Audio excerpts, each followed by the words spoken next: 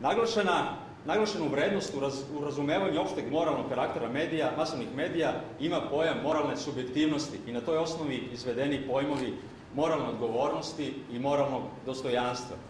Oni se pominju obično kada se naglašava uverenje da žurnalizam kao i druge ljudske delatnosti moraju počivati na jednoj centralnoj moralnoj vrednosti. Ta vrednost je ljudsko dostojanstvo. Iz njega se izvode načelo slobode i načelo individualnog samoodređenja. Prvo načelo slobode, je u najtešnjoj vezi sa zaštitom ličnosti i lične časti, privatne i intimne sfere života ljudi, i ta vrednost se štiti, to je poznato i u pravnom smislu, jer prema polju rasprostiranja i karakteru obaveza odgovornost može biti pravna i moralna. I princip zaštite, dakle, delom sankcionisan pozitivnim pravom, delom etičkim kodeksima samih medija, a delom moralnom kulturom samog publiciste, makar bi tako trebalo biti. Sada, ovo drugo načelo individualnog samoodređenja, moglo bi sugerisati da je njegova primjena vezana za pretpostavku u nezavisnosti u opažanju same stvarnosti, gde bi manipulacija bila svaka povreda moralnog integriteta.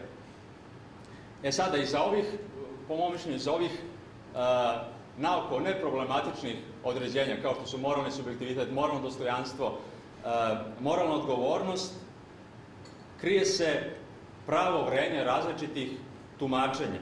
Ta određenja su samo načelno jasna,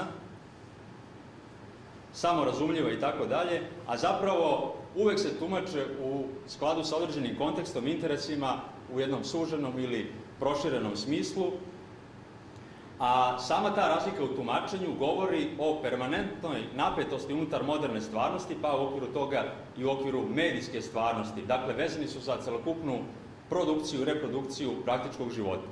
Mediji, dakle, ne mogu izbeći toj ukleštenosti u okviru modernog posredovanja morala i ekonomije, morala i politike, i uvek postoji ta opasnost da rezon ekonomske sfere kao relativno posebne sfere preplavi taj moralni domen, kao i opasnost da politički rezon apsolutno preplavi moralni rezon, o čemu je dobro govorio profesor Veljak malopre.